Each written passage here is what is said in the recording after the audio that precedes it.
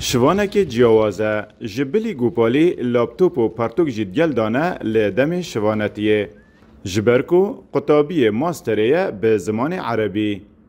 وی پشتی سرهلدانا سال 1991 جبر کاودان آبوری لویدمی خواندن لپولا ایکی ناوندی هیلابو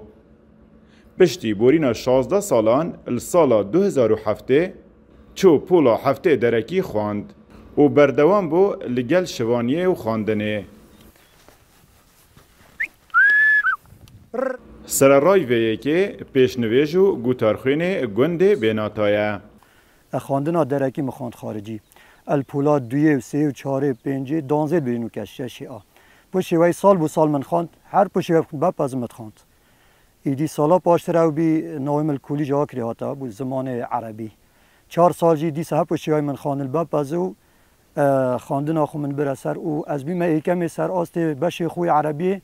و آست کلی آکری همیه و کجی از قطابی ماستر محل زانکوی آکری کلی جا پرورده زمان عربی او قناغا یعنی سال 2 ما یامای نویسینا نام ماستر و دگل خلا انگلیزی هم تخونی اینی ارى الوزن في دنياكم جی بختیاری 45 سالن نزیکی 30 سرین پازی هنه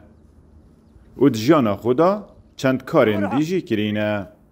لیکار شوانیه پتر جهمیان بردوامی پیدایه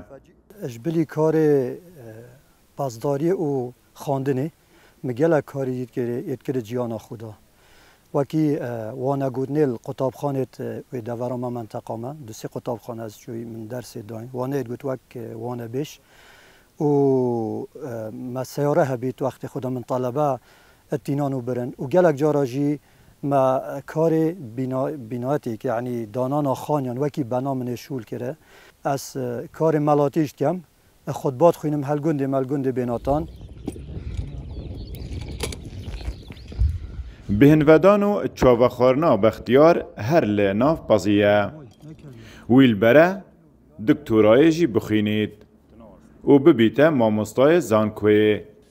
لیو هر دست جه بخودان کرنا پازی برنادد سیده بختیار هر چنده که روزانت نوبر 16 حتی 17 دمجمیرا کارت ید لی دیسا جی هست به واسیان ناکد وکی او بجیش هنده یه که اوجدل او ویان کاری خود کرد مانه سیده بختیار بله اجدل و ویان کار خود کم و سر بلنم که اسو کارت کم دست خوش ایوب نصری روداو